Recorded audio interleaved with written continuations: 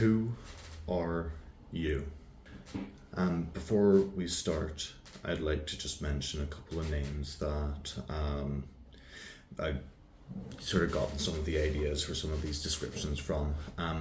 The first is from a book called The Untethered Soul by a man known called Michael Singh. And the second is from a lecture I listened to a while ago by a spiritual teacher called Adyashanti. So, who are you? So most people would say, for example, I'd say, I'm Oscar. They'd say their name, but you're not a name. So then you might say, oh, well, I'm a student, or, I'm a call center advisor, whatever. You'd start mentioning your job, but you are not your job either. That's just something you do. Some might start speaking about, your actions, your body, personality, but who are you really beneath all of that? So think about it like this. You are the same person as you were 5 years ago, right? I mean, you may be very different. You may have different thoughts. You may believe you've changed a lot since, but it is still you who has changed. It is the same you that has different thoughts. So what has remained the same? So it's not your body, because your cells are constantly changing. It's not your environment or experiences, because they're also changing constantly. It's not your thoughts, because those are always changing. It's not your opinions or ideas, because those are also changing as well. So what stays the same? Who stays the same throughout all those changes? So most people can't see past their own thoughts to the point that they actually start believing that that is who they are. So if I were to put an apple, a banana, and an orange in front of you and ask which one of these three things is who you are, not symbolically, not metaphorically, I mean literally, which one is literally you? Well, I'd hope you'd say none of them, because, well, firstly, you're not a fruit.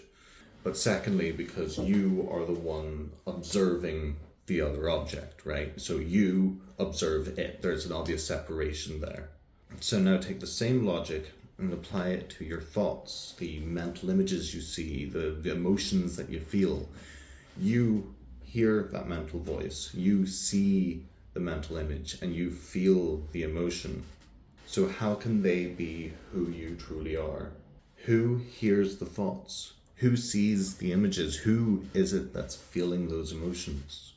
Now, most people might say, but I can control my thoughts. But if you can control them, try and make them go quiet for a few moments. Just try and make them just stop. And notice that it's not as easy as that sounds. If you were in complete control of them, if everyone was in complete control of them, then why does anyone ever have a hard time focusing in class, for example, or at a business meeting or whatever? If you could control your thoughts, then you wouldn't have any issues with that. You wouldn't have any problem focusing, because you would be in complete control. I mean, why is anyone ever depressed? If you were in complete control of your thoughts, then surely you would choose to think happy thoughts and not sad thoughts, right? Because why would you think those sad thoughts when you can think happy thoughts? Have you ever stood by a train track and this train was coming and you just thought for a split second, oh, I could jump right now, and then went, wait, why did I think that? You didn't decide to have that thought. That thought just popped into your mind. You weren't in control of that thought. It just popped up. People go their entire lives under this illusion that they are in control of their thoughts. I mean, when you think about it, your thoughts are simply impulsive and instinctive reactions based on external or internal stimuli, whether that be something that you see and you have an instinctive reaction to that and you have a thought, or you have a thought that triggers an instant reaction of another thought. For example, if you feel a low temperature and you feel that it's cold, your thought simply starts going, it's cold. It's cold, it's cold. It may repeat it a few times, but why do you have to tell yourself that it's cold? I mean, don't you feel that it's cold without having to actively think it's cold? You don't decide to have that thought, it just happens. But then when you think about it, your actions are merely impulsive and instinctive reactions to those thoughts. So what in your life do you really have any control of? I mean, you're basically living your life in autopilot. So imagine you're sitting on a bus and you're looking out the window, and you've been doing that for a few minutes, and somebody comes along and asks, oh, what did you see out that window a few seconds ago? You'd probably say, I don't know, because you were too busy in your thoughts. You didn't even notice what was happening outside the window. But if someone then asks you, okay, well, what were you thinking about a moment ago? You'd have the same reaction. You go, I don't know, because you weren't really paying attention to your thoughts either. So what were you paying attention to? You were awake, but were you really? And this is how we go about our entire lives. It's almost like we're going about our entire lives half asleep, not really here, not really now, not really in the moment, and not really paying attention to life. And then people wonder, where did my life go? You slept through it, that's where it went. But that is why they call it a spiritual awakening, because it feels like you've woken up for the first time in your entire life once you have one of these awakening experiences. People might also say, well, only I can hear my thoughts. They're only inside my head, so that must make them who I am. But what does that really matter? I mean, if somebody could plant thoughts inside your head, would that then be who you are? When you listen to music, only you can hear the music. Is that then who you are? When you drink alcohol, only you can feel it. Does that then make the alcohol who you are? I mean, you can also think about how petty your thoughts are a lot of the time, how constant they are, how non-stop they are. I mean, half the time it's just narrating your life, and the other half of the time it's arguing with itself. I mean, as I mentioned before, you feel it's cold, you automatically start thinking it's cold. You don't need to think that. I mean, you see someone across the street and you start thinking, oh, that's Fred, let's say. Oh, I should go over and say hi. Oh, but he looks like he's in a rush. What if he doesn't have time to say hi to me?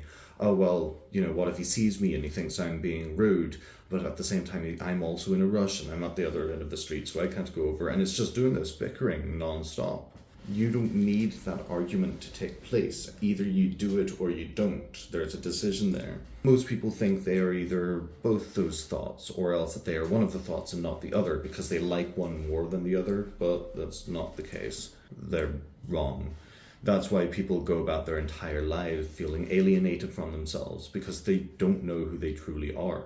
It's why people go on journeys to try and find themselves. They'll spend years trying to find out which one of those inner thoughts that they have is who they are. But they haven't even considered the possibility that they aren't any of these voices. So, you don't control your thoughts. You hear and see them, and you don't even notice them half the time. So how can they be who you truly are? So when you meditate, you sit and watch your thoughts, but you stay rooted in the present. There is this misconception about meditation, that meditation means getting rid of thought. People struggle with this because the only tool they've ever learned to use is their thoughts. So they end up trying to think their thoughts away, which is never going to work.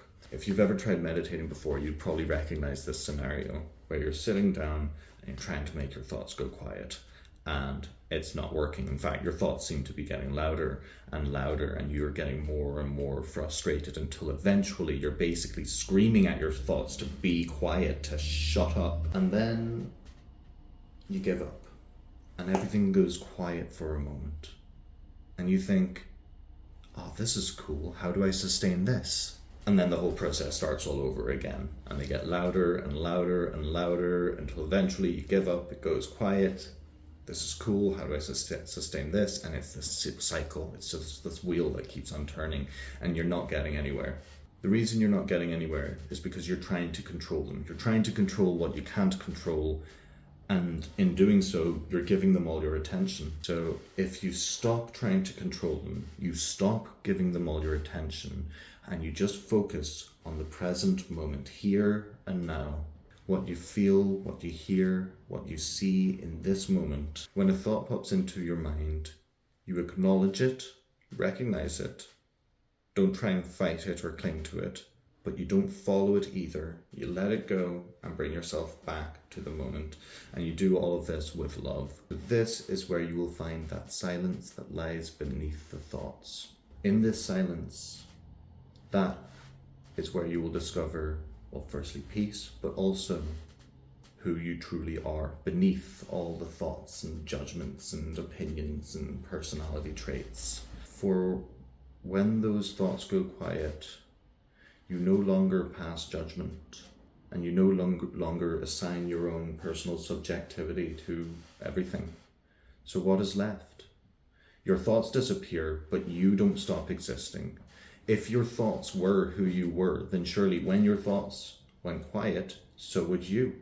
You would disappear too. So when your thoughts disappear, what is left? What is left is awareness or consciousness itself. You are the awareness that is aware of your thoughts, the consciousness that is conscious of your emotions, thoughts, and environment. As Adyashanti said, that's not spirituality, that's just reality. So when you think about it, you are the awareness that lies beneath the thoughts, as am I, and so is everyone else that you know, and everyone else on the planet. Once you realize this, you realize that everyone is the exact same, just hiding behind different disguises of thoughts, emotions, personality traits, bodies, faces, etc. Beneath it all, we're the exact same. And I think that is what is meant by we're all equal in the eyes of God. And that is why looking into someone else's eyes can be such an intimate experience, because you are just looking at them beyond beneath the thoughts and the personality traits, beneath all of that. You're just acknowledging them, and they're looking right back at you. And you sit there just acknowledging each other for who you really are. That's why they call them the windows to the soul. But it is also why that can be such an intimidating experience, because you have all these facades up, all these masks, and when someone stares at you directly through your eyes, it feels like they can see past it all. And if you don't want them to, then it can be quite intimidating. But we've become so consumed by our thoughts, and so used to our thoughts always being there, always talking, always controlling, and always dictating our lives. We have become so attached to our thoughts, we've actually started believing that they are who we are, but they're not. And that's just reality. Thank you for watching. That was my second video. I hope you enjoyed it. Feel free to like, subscribe, all that stuff. Peace, love, and understanding.